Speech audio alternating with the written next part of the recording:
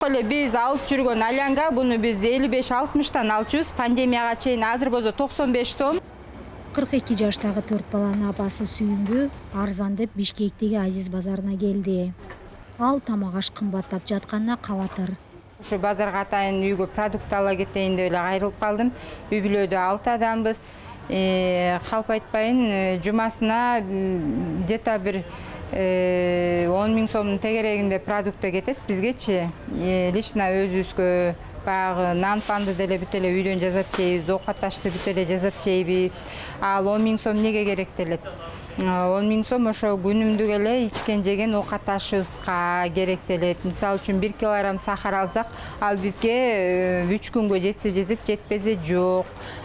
Постоянно күнүгө 1 литрден сүт алабыз. Сүт болсо мынакей оптовый цена 58 сом, мындай магазиндерде 60 сом, 65 сом. Эң арзан сүт булчу. Сүйүмбү соода кылган дүкөндүн ээси Кенжебек кардарлардын кабатырлануусуна көнүп деле калган. 10 клиент келген болсо, ошонун бир 7-8 сөзсүз нааразычылык көрсөтөт.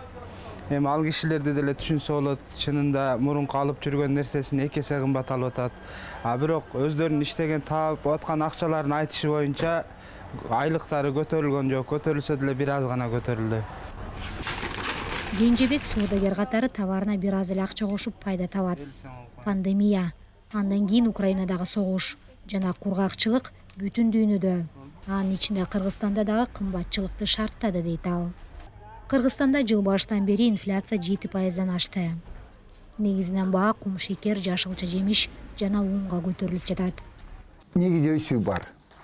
Бардыгына өсүү бар. Эң көп өсүү бул жерде негизинен унга болду да. Бул мурунку айга салыштырмалуу 1 айдын ичинде 8%-га көтөрүлдү. Агер 20%-га чейин бара турган болсо, анда жөнгө салуу киргизилиш мүмкүнчүлүгү бар. Баалардын өсүшүнө контрабанда, импортерлордун абийирсиз атанда ашуусу себеп болушу мүмкүн дейт Адис. Учурда Кыргыз өкмөтү базар баасына көзөмөлдүү күчөткөн мыйзам долбоорун сунуштап жатат. Ага ылайык керектүү товар жана азык-түлүк 1 айда 20%-дан кымбаттап кеткенде гана бааны көзөмөлдөсө болот деген норма алынганы жатат. Эми монополист ишканалардын баа саясатын көзөмөлдөөгө да укук берилиши мүмкүн.